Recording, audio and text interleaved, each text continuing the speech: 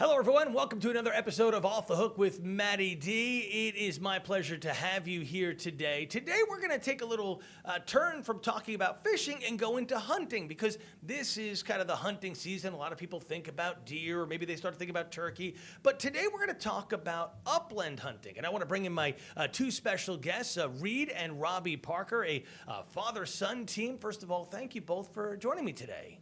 Yeah, Thanks for having us, Matt. Yeah. My pleasure. Let's talk a little bit about, I guess the simple question, and it's probably not a simple answer, is, Robbie, we'll start with you. What is upland hunting? It seems pretty simple. Upland hunting is really, best definition would be bird hunting. And there's a couple of different species that fall into, you mentioned turkey, that technically would be an upland bird. Mm-hmm. In Virginia, particularly central Virginia, it's going to be migratory bird like dove and woodcock. They fall into this upland realm, but it's away or out of the water, and you're hunting in cultivated or uncultivated fields and also in the woodlands, and the upland being out away from the water. And for us, another upland bird that's indigenous to Virginia or North America anyhow would be the bobwhite quail.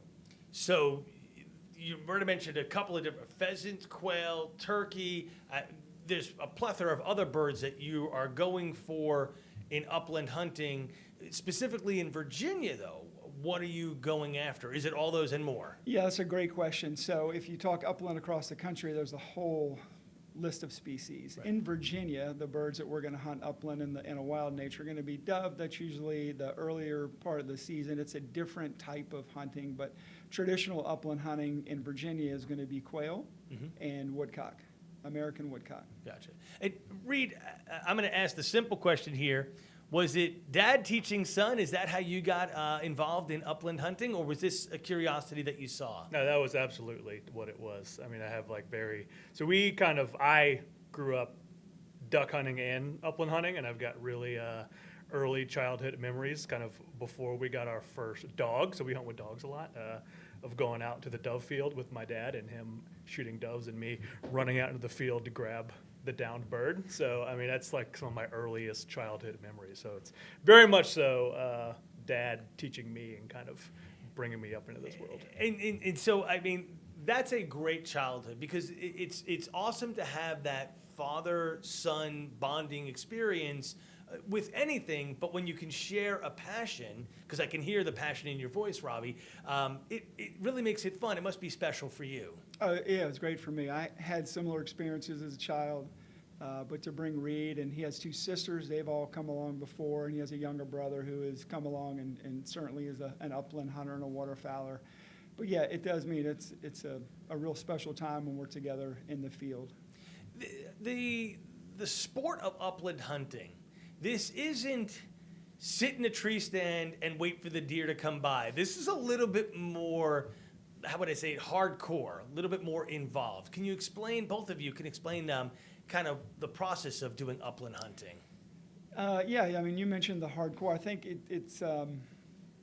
there's a lot of walking, generally speaking. So I can give you an example. Last Monday, the woodcock season came in Virginia, and I went with a friend of mine. We probably covered 6 miles in about 3 hours on some uneven terrain in a lot of really thick cover. So you're going to do an awful lot of walking. That gives you the opportunity to catch up, to talk, but most importantly for us is to watch what's going on in front of you, and that's the dog work, which we really enjoy, probably more than anything else. But it is not, it's not easy. Even the turkey hunters who spend a fair amount of time sitting, calling the bird in, and again, they're an upland bird, will tell you that there's a lot of hard work. You cover a lot of ground to get to where you need to be to find the birds. And so, Reid, you mentioned this, your dad just mentioned this as well, the use of dogs. Why is that important? Does it make it easier? Why are you using dogs? I think it does make it easier. We use dogs that are kind of specifically bred to do this. So we hunt with Llewellyn setters a lot, which are kind of like a special breed of English setters. They're slightly smaller. They're like a Welsh line of English setters, and they were specifically bred to hunt grouse and woodcock. So, it certainly does make it a lot easier. I've gone and tried to woodcock hunt without a dog. And when you're woodcock hunting with a dog, you're walking 6 miles, and then If you're trying to do it without a dog, you're just kind of zigzagging back and forth through really tough cover. You're essentially trying to be the dog, which it doesn't work out super well. I mean, you can do it. It's just a lot harder.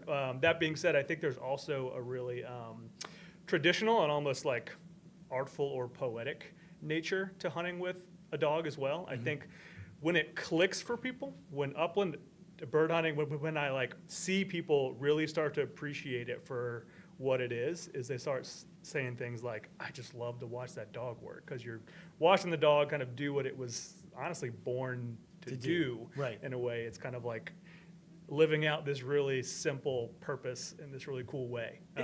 So I'd say yes, that A, it makes it a lot easier, but B, it's like, I think it is a kind of quintessential nature of upland hunting. I wouldn't want to upland hunt without dogs, Right. like, for a lot of reasons. What is the training that goes into these dogs? Is this something you're doing during the off season? I mean, this isn't. I mean, I know there's some natural instinct to the dog, but there's a lot of work that has to be done, I'm sure. You want me to take that one? Yeah, I do.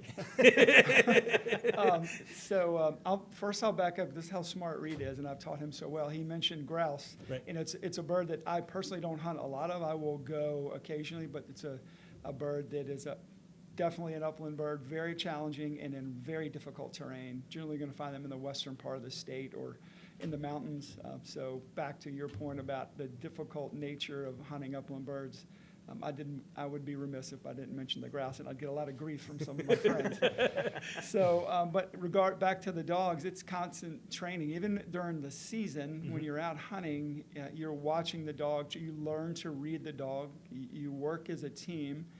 The genetics are there. These dogs are genetically programmed to use their nose to find game.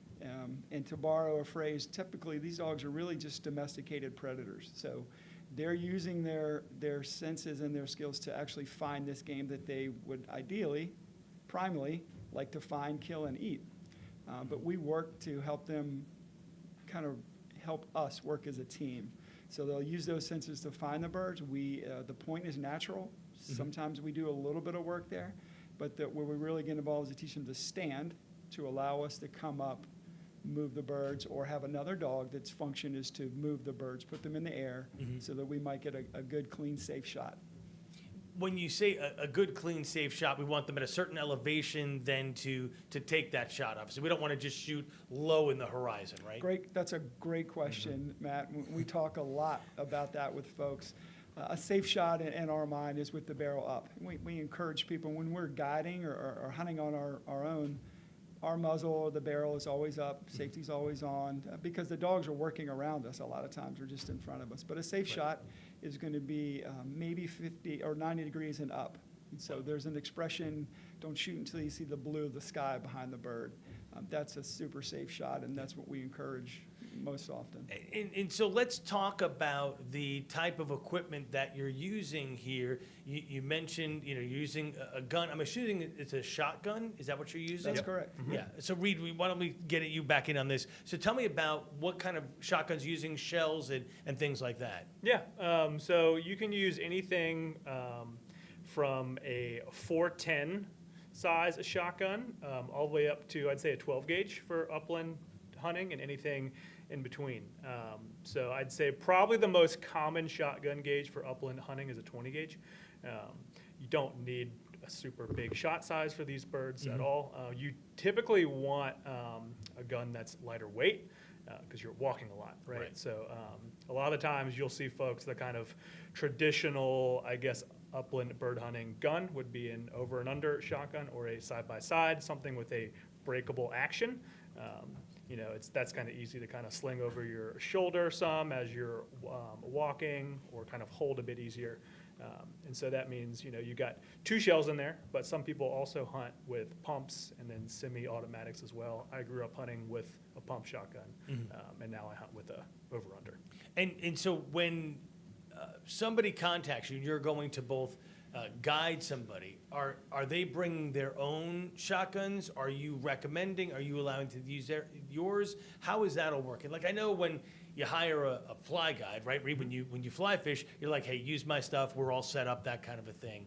But there is something about rifle ownership and gun ownership too.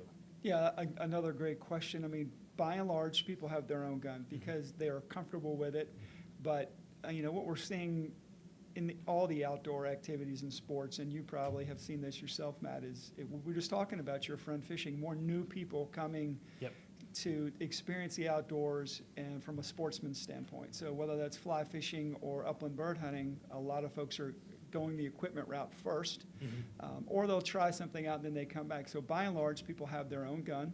Okay. The photos that the one there with, that's Reid's dog Coo and some woodcock in an open 28 gauge. Right. But by and large, people come with their own guns.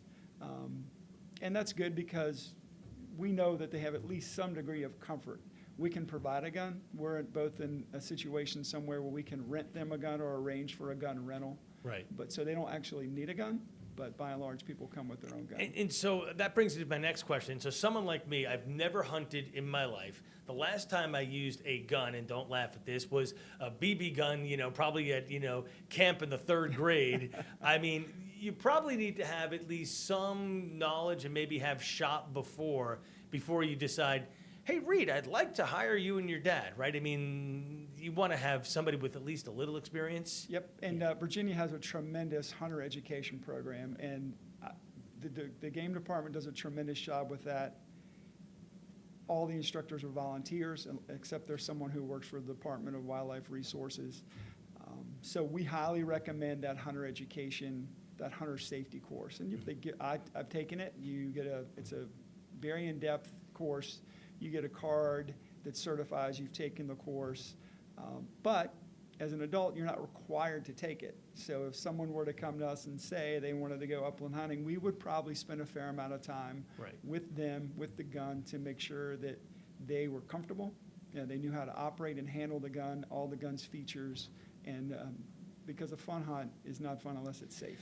That's what I was going to say. It's better to be safe than sorry. I mean, Absolutely. To put it where it's at. So the safety course offered by DWR is really the number one thing somebody should do before they make that phone call, before they drop that email. Totally agree. Yeah, I gotcha. You mentioned some of the pictures here, and I wanted to just get back into this. So this is one of the dogs, and these are, I'm bringing it up full here. Robbie, these are these woodcocks? American woodcock. American yes. woodcocks, okay. And then the next picture I'm going to bring up here, is that Reid's grouse? No. I wish. That's a chucker. They're not a bird that's indigenous to North America. Okay. They came over, I'm going to guess maybe 150 to 200 years ago they were brought over, but they're initially, you'll find them in the dry, mountainous, arid regions of the Middle East. Oh. Afghanistan, Turkey, Iraq. They have established themselves out in the western part of the country. So people do go hunt wild chucker in Idaho, Washington State, Oregon, places like that. Very difficult bird to hunt in their more native environment. So we don't have that here. Right. They're a bird that you can hunt on many of the preserves throughout Virginia. When Reid was on previously, we were talking, I think it was smallmouth and gar, or maybe it was gar and bowfin, I can't remember.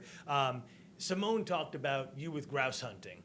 And he said it's really impossible. What makes grouse hunting, because you actually said, Robbie, I can't believe I forgot it, but what makes grouse hunting so difficult compared to some of the other birds that you're going after? I'm going to let you handle that one. There's a multitude of factors. I'd say the really thick and dense cover that you find those birds in. So you find woodcock in pretty thick and dense cover, but it's relatively speaking pretty flat, right? They're if you look at like the path of a migration of a woodcock, they kind of hug, I won't say the coast, but kind of like the Piedmont area and the coastal ranges. So where you hunt them, it's a little flatter. So with grouse, you have less birds because they're not migratory, and we have decent grouse numbers in Virginia, like a lot of native upland species like quail. They've kind of been slightly on the decline since around the 70s, so there's less of them available. So if you've heard someone talk about musky fishing, you talk about, oh, we moved a fish, we saw a fish, right? So that's a good day if you moved a couple fish. That's the same with grouse hunting. If you move a couple grouse, if you see, say, 3 grouse in a day, get a point from your dog, that's a great day kind of thing, right? It's really about kind of like seeing them. They're kind of, I heard someone call them It's like kind of like the unicorn of hunting. the ghost bird of the woods. Yeah, yeah. So, you got really thick, dense cover, and you're going for, at max, a handful of birds. I think the most I've ever moved in one day was 7 birds.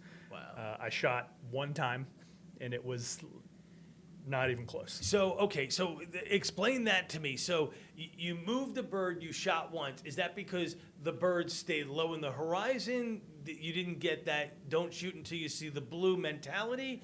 Why? Like if I see a bird, I want to pull the trigger. Right. But again, I guess they have to be in the right range, the right sight, all that. Right. So you probably saw some of the pictures that were up here that were like open fields. Yeah. That is not the case. Like that, you're not hunting grouse in that kind of environment whatsoever. Gotcha. You're going up a Something- fire road and national forest land in the mountains of Virginia, and it is very, very, very thick. And so you're almost always in trees, and like pretty. So it's not a dense beautiful cover. path like this. Right. So it's like sometimes you just hear the grouse get up, you don't even see the grouse a lot of the time. And so, when you're training a bird dog and they go on point and it's a good point and there's a bird there, part of the reward system for that dog, if that bird flushes and they held point, is to shoot. And so I had a really good point from my dog, and grouse will also run on the ground really far before they get up. So a lot of these birds, they want to hunker down first as their first line of defense. Then they want to run, and the absolute last thing a grouse wants to do is fly to get away. And so he flew, and so I kind of shot almost just as a reward for my dog because he pointed it well. Gotcha. And I had a really small window to kind of shoot that bird, Gotcha. and I missed. And then after that, I didn't have a shot. My window on a grouse or even a woodcock sometimes can be a window that's about 1 foot to 2 feet wide. So let's get into a little bit of seasonality because we're now in fall. So we mentioned woodcock, we mentioned grouse, turkey. Are these all in quote unquote season now for hunting? And when do the seasons continue on with? That's a great question. So the wild bird season, so for grouse in Virginia, I believe that came in early October, Okay. and it'll go through January. Woodcock is a migratory bird. Excuse me. So it's a 45-day season. There'll be a season that's in now. It came in last Monday. It'll go out just after Thanksgiving. There's a bit of a break, and it comes in right after Christmas and lasts till mid-January. That's a season that's set at the federal level. Okay. Or the state works very closely with the government the federal government to set the season in each individual state. Quail are in. They came in the beginning of November, and they'll run through the middle of January as well. And then for us, I mentioned dove earlier. It's a migratory bird. Right. Excuse me, but technically an upland bird. And they come in September. They have a couple different closures, but they'll go in through January as well. In Virginia, in a lot of states, upland hunting takes place at some of the managed preserves, upland hunting preserves. Right. And the preserve season in Virginia comes in September 15th and runs, I believe, to the middle of April. Gotcha. So there's a lot of opportunity that way. There's no breaks in that season. So if you hunt in a preserve, you can hunt that bird even if there is a break? Is that what I'm understanding? So it's a great question, but those birds are released birds. Okay. So they're not going to be wild, and most of the preserves will do quail, chukar, and pheasant. Gotcha. And they're birds that are raised on a game bird farm, and then they're released in these preserves, and then people hunt them there, usually for a fee. That's what a preserve is, do you have to be a member of a preserve to hunt, or is it just a fee that anybody can then go hunt? Yeah, great question. They're all private, Okay. but they're open to the public by and large. So the Virginia Department of Wildlife Resources has a tremendous website, and I always encourage people to go there for information.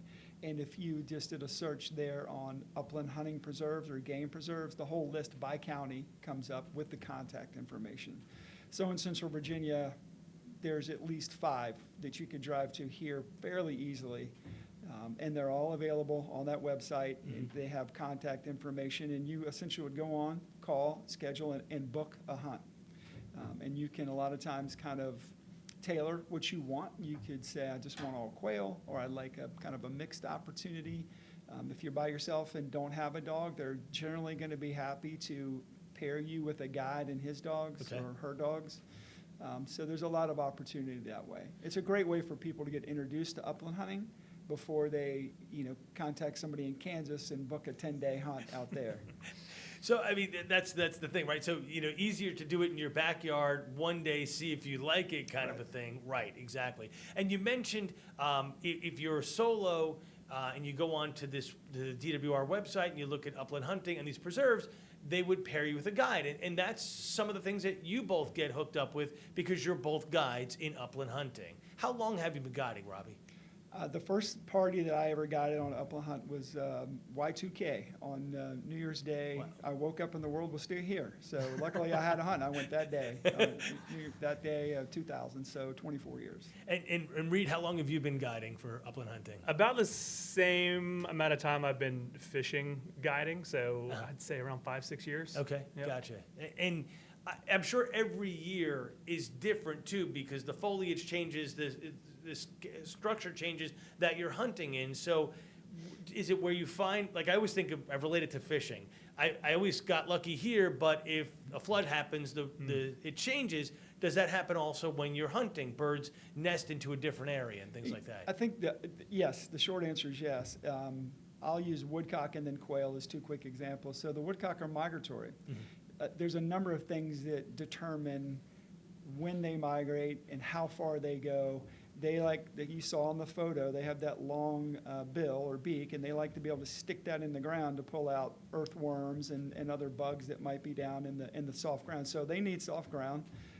They're going to migrate on a kind of a circadian rhythm, certain moon phases, times of the year, temperature changes is what's going to drive them to migrate. So if you have crazy conditions, that might influence the number of birds that migrate or stay here. Gotcha. A few years ago, we had a really, really hard freeze in January, right at the peak of the woodcock season, and most people believe, I personally believe, that they said, we're out of here. We can't, if the ground's too hard, we can't eat. Right. So they flew south where they found south ground. The temperature changed a little bit toward the last 4 to 5 days of the season, and they seem to be back. So with the woodcock, I think that's a great example. But with quail, they're again not a migratory bird. They struggle for a number of reasons. Virginia used to be probably one of the top quail hunting destinations in the country. This might have been back in the 50s, but their habitat has changed so much. The numbers are way down, pretty much across the country. Some areas have more than others. Virginia, I think most people would agree that there tends to be now a bit of a comeback with the bobwhite quail, but those numbers are still way down, and it's mainly due to habitat loss, predation, and I would generally say overhunting, but I don't think that's the case. Most guys that I talk to now say if they find a wild covey of quail, they may take one or two, but they don't take any more, and they're out quail hunting, but they're restricting their bag limits. The state has restricted the bag limits some, shortened the season a little bit. But so hopefully that answers your question. There are some things that influence when and where you're going to find birds. Yeah, no, I did for sure. I think that I have so many questions. It's unbelievable. But, I'm trying to wrap my brain. I want to talk quickly turkey because I mean, that's what I always knew as bird hunting. I have some friends who do some quail and pheasant in upstate New York and New England, but I always hear them going for turkeys, getting the big tom with the neck and all that. Is that something that's also really fun for you guys to chase as well, or do you like the smaller bird? I'll speak to turkey. I'm far from a turkey expert, but I have had some experience. So I can tell you that's one of Virginia's greatest conservation success stories. Right. So when I first got exposed to turkey hunting was in the early 80s while I was in college, and you bought a tag like you would buy a deer tag, and there was one turkey tag on there. That was it. And the season was really short and restricted. Those birds were essentially gone from Virginia, reintroduced, managed appropriately, and again, one of the state's greatest conservation success stories. I mean, they're back for sure. Right. I don't really turkey hunt much unless I get a good invitation now, but it's a very, very challenging bird. Because of the call, because of... So most guys will like to go in the springtime. You can hunt them in the fall, and a lot of folks do. I've seen pictures of guys who have shot turkey while they're archery hunting. So, Right. But the spring is the biggest challenge because that's when the birds tend to come together and mate. The gobbler or the male has kind of, he's a little less focused, but he's still very wily. And it's very challenging from finding the right cover, finding the birds, and then being able to call them within range. They have very keen eyesight. That's what I've heard. For a bird that's that big, they can hide really well. And another bird that would probably rather run than fly can literally just disappear in a second. He's there, and all of a sudden he's gone. So very challenging. And Reid, do you do any turkey hunting? Do you find similar, or are you not into? It's not that I'm not into turkey hunting. Kind of like what he said. If I get the invite, I will go. But since the kind of prime time to hunt turkey is in the spring, I'm usually on the water in the spring. I can't picture what might be in the spring on the water. I have no idea. I've only seen you out there every time, and I still can't catch no. All right, so a picture that I have up here, and I want to get back to this one right here. There's a lot of guys in this group. Do you hunt as a large group? Is it usually one-on-one? Or is it whatever the clients want? Another great question. So typically it's going to be, if we're at a preserve, and I believe that picture is at a preserve, so it's going to be what the clients want. And I think Reid would agree, as an individual guide, I like to take 2, maybe 3 people. I'll take 4, and 4 is not any less safe than 3, but you are working harder because you're managing just that extra gun. But sometimes the clients will say, look, we're bringing out 8 of our closest friends and family, so we'll get 2 guides, and we'll try to split them up a little bit. 2 is an ideal number. 3 works really well. 4 can work. It's just a lot more work on our end. So the number you're looking at is 2 like this. That's the ideal. Ideal number, I would say, yeah. Now this looks like a really successful hunt here. There's a lot of birds on the back of the pickup. Reid, I stole this from your Instagram. You want to tell us a little bit about this hunt? Yeah, that was the second time I hunted with these 2 guys. So that was at a preserve in Virginia. So they called up the first time they called up the preserve and said, "Hey, we want to do a hunt, pheasant, chukar, quail." And then I got assigned to the hunt, and then we ended up just hitting it off super well. They were very, very safe shots and very, very good shots. I mean, you see, the pile of birds up on there, which is great. You might think they hit them first shot every time, but the thing I liked about these guys the most is they passed up on a lot of shots, right? There were shots that they maybe could have taken, but part of like the safety talk that I tell people is I kind of top it off with, if it doesn't feel like a safe shot, just don't take it. Right. Like, it's not worth it, and there's a good chance we'll be able to go and hunt that bird up again. And so there was a lot of times these guys passed up on shots, which I always really respect about hunters. I think it takes a lot of discipline and control to know when to not shoot, right? And so I think that hunt was the perfect example of the best hunt or the most fun hunt is a safe hunt. Like they had a very safe hunt, and they got a lot of birds that day. And okay, so let's get into we talked about the timing of the species, but what about the timing of the day? So I contact a preserve, I'm assigned to Robbie or Reid or both of you. What time am I meeting you? How is the day shaping up, and what are we doing? Yeah, again, another great question. So I refer to a lot of times as gentleman's hunting. I mean, we're not going to start, especially at a preserve, we're not going to start super early. I can think of a couple preserves that I've guided around here. A morning hunt might start at the earliest at 8 or 8:30. There is a preserve locally that will have you come early and go down to a 5-stand range, shoot a box of shells at clay targets. That does a couple of things. That helps you get reacquainted with your gun if you haven't shot in a while, but it also gives me as a guide the opportunity to see how you handle the gun and make some suggestions, mainly from a safety standpoint. I'm not a shooting instructor, but I can give some basic tips, if you will, but we're really looking to see how comfortable you are with your gun. So by and large, the morning hunts will start 8:30, 9 o'clock. You might hunt for 3 hours at a preserve. An afternoon hunt might start around 1 or 1:30, and the same thing. You may hunt 3.5 hours, sometimes 4. But that's generally how the preserves will work. And that's a lot. You cover a lot of ground in that amount of time. And most folks at the end of those hunts, a 3-hour hunt, are pretty gassed and happy. It's a lot like golf. Toward the end of the hunt, you really have to be a lot more focused. We have to watch them even more. The tendency is to drop their gun sometimes, and the mental part can be a little taxing at the end of a hunt as well. Because, I mean, I don't think most people are used to trekking 3, 4, 5, 6 miles uphill rough terrain on a daily basis. They're, I walk to the office, I walk in the parking lot, I walk in, the shopping center. It's a lot less rigorous than what this is. Yeah, correct. I get that.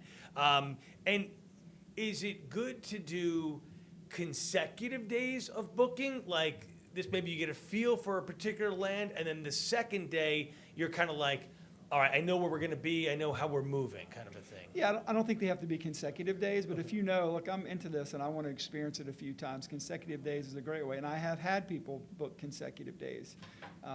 But you certainly don't have to do that. You can book a day and then come back the next week or come back even the next month. The terrain is going to be the same. Yep. The cover may look different. It may not be as thick as it falls during the winter and lays down. But the air temperature, well, you would know this better than anybody else, the weather.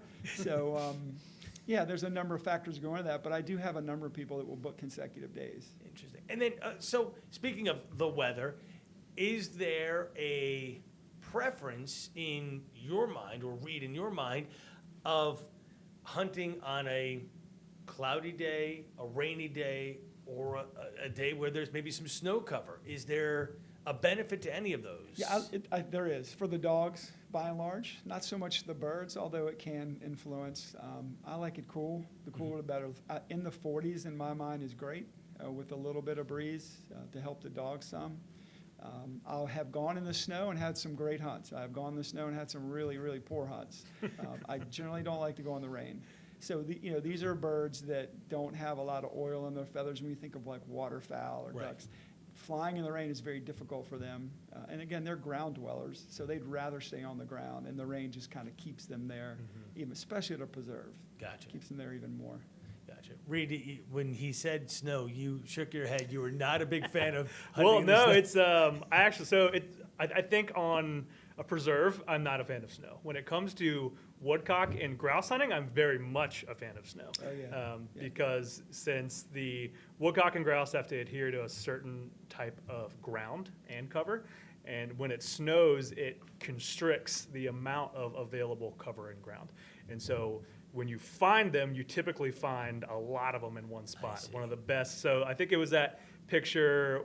It had snow in the back of the pickup truck, and there was the 3 woodcock up on there. So the limit that you can take in a day, the bag limit is 3 woodcock. And I think that was when my dog Koo there was about 1.5 years old. So he was pretty young, and that was the first time we ever shot a limit of woodcock, and it was in the snow. And I think we got our limit in about a half an hour. Wow, and because they were all bundled They together. were all bundled Yeah, up. they were So, pretty tight. you would go and find like some sort of evergreen shrub or tree that was in January. So not a lot of green cover around, right? All your stuff that's going to be green is all your evergreen trees. So you would pretty much just go and find an evergreen tree, and there'd be about 10 or 20 of them packed under a tree.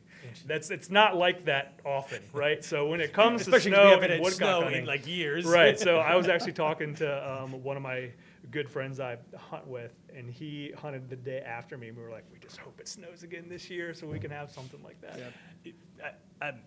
I'm not going to tell you that one. Come on, We're work not your going to be. magic. Yeah. This is a El Nino year, warmer than normal, Yeah. maybe drier. Yeah. So Yes, we've experienced it all. yeah, we really have. So this is not going to be a good year for snow. I'm just saying. So your grouse hunting is going to be, and your woodcock hunting maybe a little bit more As difficult as always. That's fine with me. Difficult as always, That's yeah. fine with You're me. used to it for sure. All right. Is there anything that I should, that you guys want to mention that I haven't talked about here in this episode yet? Anything you think of? I can't really think of much. You've asked some really good questions. I think, Apparel, flak orange, always? yes. Yeah, yes, of course. yes. Is that mandated in New York State? I knew it was mandated, in Virginia. I knew it was mandated in New York State. It is now. Yeah, there's a percentage of your cover that has to be blaze orange or hunter orange. So yeah, and again, I'll speak to the preserve and then a little bit of the wild birds thing. But on the preserve, we're going to ensure that. Yep. If you don't have it, we'll have it. We'll get it for you. You may have to pay for it, but we'll be sure that you get it.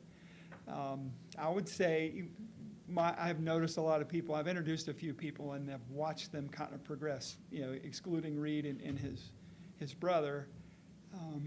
People generally tend to follow. There's a romantic side about bird hunting, and it really goes back to the dogs. And you see, it's no shortage of paintings and portraits, Right. Field and stream of the dog on point. That romance will suck you right in. And I'll paraphrase this quote, but you'll move quickly from, what's in your hand or what's in your bag in terms of killed birds to what's in your heart. You really start to appreciate the outdoors.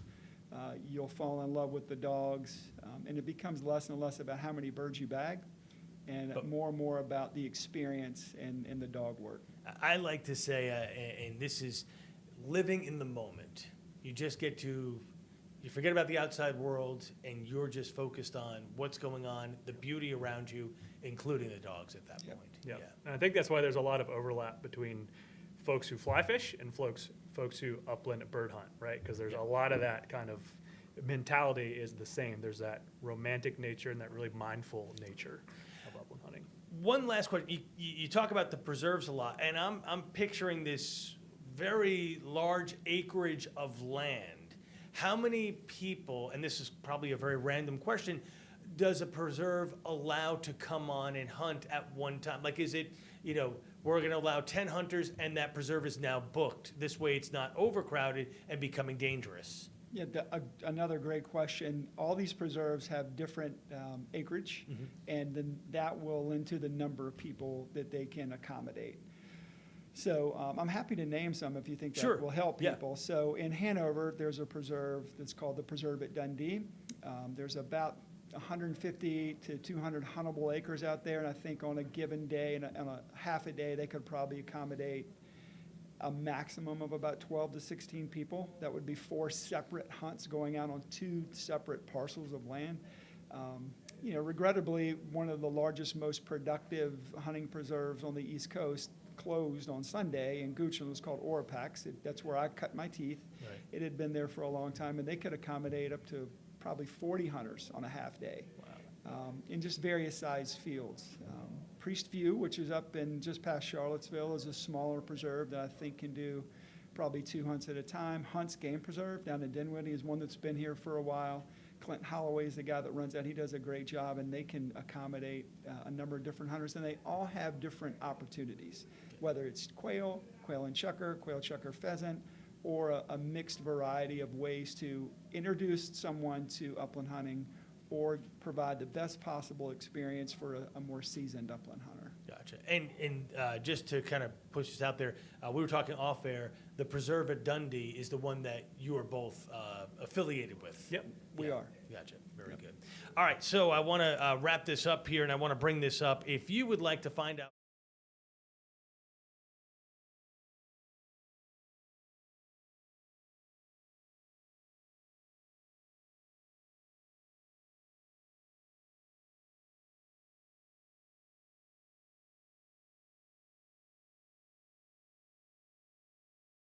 can we get your dad in? Because I think this sounds like a very fun time, and they'll help you book that whole thing. So Absolutely. Absolutely. Let's one more quick question.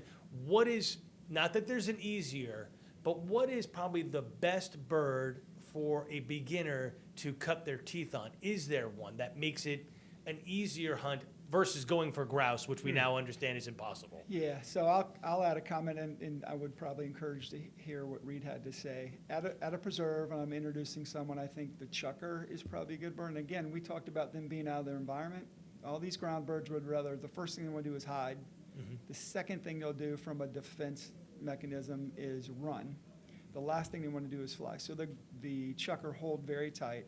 It allows for really good dog work. We can approach and kind of curate that moment a little bit longer and make it a much more safe experience and potentially rewarding for that hunter. So my vote would be chucker, given the parameters. And then Reid, your dad wants to hear from you on this one. I agree with that. As far as like if it's your first time hunting upland birds, I think just booking a hunt at a preserve, I think it's a bit more of a controlled environment, which kind of lends it to be a bit of a safer environment and allows us to kind of give a little bit more instruction, right? So I think if it's your first upland hunt, I think chucker at a preserve is a great way to go. If you've kind of done a couple upland hunts at a preserve and you're ready to kind of, get some good bird contacts on wild birds, I think woodcock are the most available upland bird species that we have in Virginia from a wild bird standpoint, I'd say. And so, I wouldn't recommend that for a brand new beginner, but someone who's kind of breaking out of their first few hunts at a preserve and want to kind of progress and seeing, hey, what kind of wild birds are in my area kind of thing.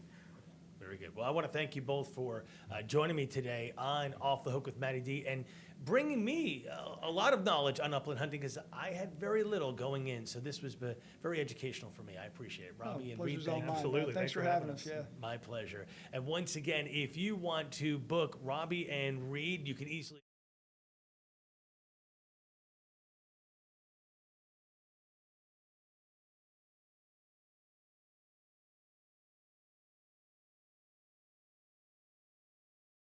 like to do, and then book that hunt. For everyone, have a great day. We'll see you again next time for another edition of Off the Hook with MattyD. Thanks for joining us for another episode of Off the Hook with MattyD.